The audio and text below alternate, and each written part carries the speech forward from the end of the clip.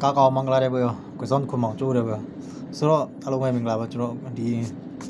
cáiนั้นđược quay bia cáiนั้นđược quay bia mà nó và cáiนั้นbia mình lấy số đó đi bao giờ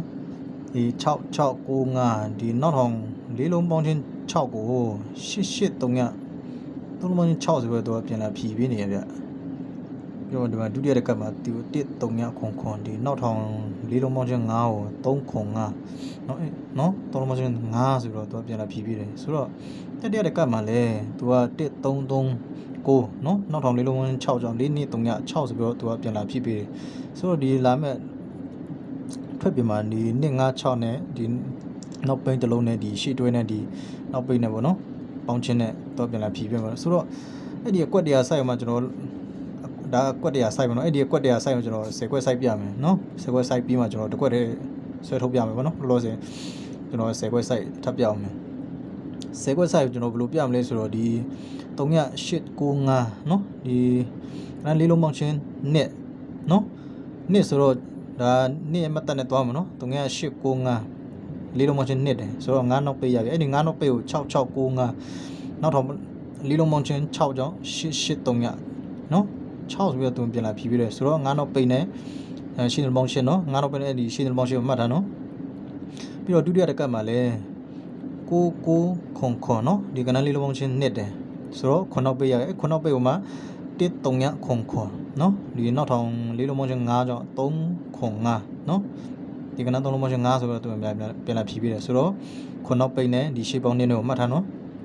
တတိယတစ်ကောက်ကျတော့ဒီ4639နော်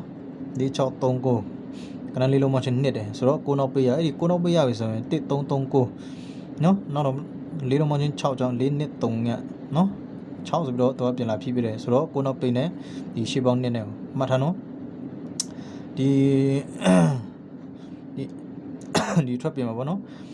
ကို306เนาะဒီသုံးလုံးပေါင်းချင်း9တယ်နှစ်ဖြစ်ဖို့ကျွန်တော်တို့နှစ်ဖြစ်ဖို့ဆိုရင်ကျွန်တော်တို့ခုနှစ်ပိတ်ထဲမှာပဲသူကနှစ်ဖြစ်မယ်ဆိုတော့ခုနှစ်ပိတ်ရောခုနှစ်ပိတ်မှာ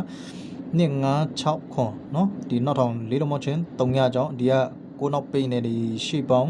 1နဲ့မှာเนาะရှေ့ပေါင်း1နဲ့မှာသူက300ဆိုတော့ပြန်လာပြီပြเนาะဆိုတော့ခုနောက်ပိတ်နဲ့ရှေ့ပေါင်း1ကိုမှတ်ထားเนาะ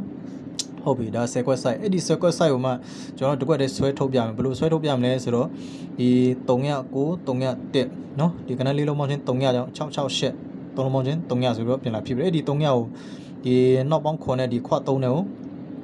300ဆိုပြီးတော့ပြန်လာဖြစ်ပြီးတယ်တနည်းအားဖြင့်ဒီနှလုံးပေါင်းချင်း1ကြောင့်958 3လုံးပေါင်းချင်း1တယ်ဆိုတော့ခုနကတော့ကျွန်တော်တို့ဒီ9နောက်ပိတ်နဲ့ရှေ့ပေါင်း8နဲ့ယူထားတယ်မလားအခုကခွပေါင်း3နဲ့ဆိုတော့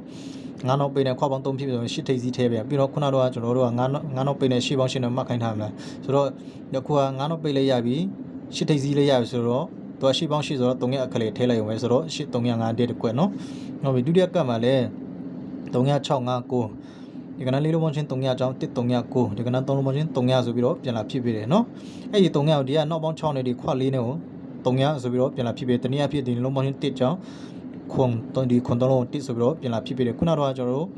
ခွန်နောက်ပိတ်နဲ့ဒီရှေ့ပေါင်း1နဲ့ကိုမှတ်ခိုင်းထားနော်ဆိုတော့ခွပေါင်း4ဆိုတော့ခွန်နောက်ပိတ်နဲ့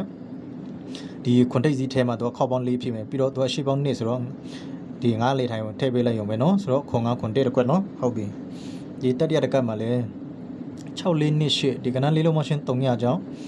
နော်136 3လုံးမရှင်း300ဆိုပြီးတော့ပြန်လာဖြစ်ပြီးအဲ့ဒီ300ကိုဒီကနောက်ပေါင်း9နဲ့ခွ1နဲ့ကို300ဆိုပြီးတော့ပြန်လာဖြစ်ပြီးနော်တနည်းအားဖြင့်ဒီနှလုံးမရှင်း4ကျောင်း39နဲ့ဒီကနန်း3လုံးမရှင်း4ဆိုပြီးတော့ပြန်လာဖြစ်ပြီးနော်ဆိုတော့ခုနကတော့ကျွန်တော်တို့ဒီ9နောက်ပိတ်နဲ့ရှေ့ပေါင်း1နဲ့ကိုမှတ်ခိုင်းထားနော်ခွပေါင်း1နဲ့ဆိုတော့ဒီမှာ9ထိပ်စီး9နောက်ပိတ်ရှိပြီနော်ခွပေါင်း1ဖြစ်ဖို့ဆိုရင်ကျွန်တော်တို့2ထိပ်စီးထည့်ရမယ်နော်2ထိပ်စီးထည့်ပြရမယ်ပြီးတော့ရှေ့ပေါင်း1ဆိုတော့300လေထိုင်လို့ထည့်ပေးလိုက်အောင်ပဲဆိုတော့2300တဲ့ကွက်နော်ဒီလာမဲ့ထွက်ပြင်မှာလဲ9558เนาะသုံးလုံးပေါင်းချင်းခွန်ကြောင်း153ဒီသုံးလုံးပေါင်းချင်းခွန်လို့ပြီးတော့ခွန်ဆိုပြီးတော့ပြန်လာဖြစ်ပြီเนาะအဲ့ဒီခွန်ကိုဒီကနောက်ပေါင်း6နဲ့ဒီခွ1နဲ့မှခွန်ဆိုပြီးတော့ပြန်လာဖြစ်ပြီလေเนาะတနည်းအားဖြင့်ဒီနှလုံးပေါင်းချင်းခွန်ကြောင်းเนาะဒီနှလုံးပေါင်းချင်းခွန်ကြောင်း6ခွန်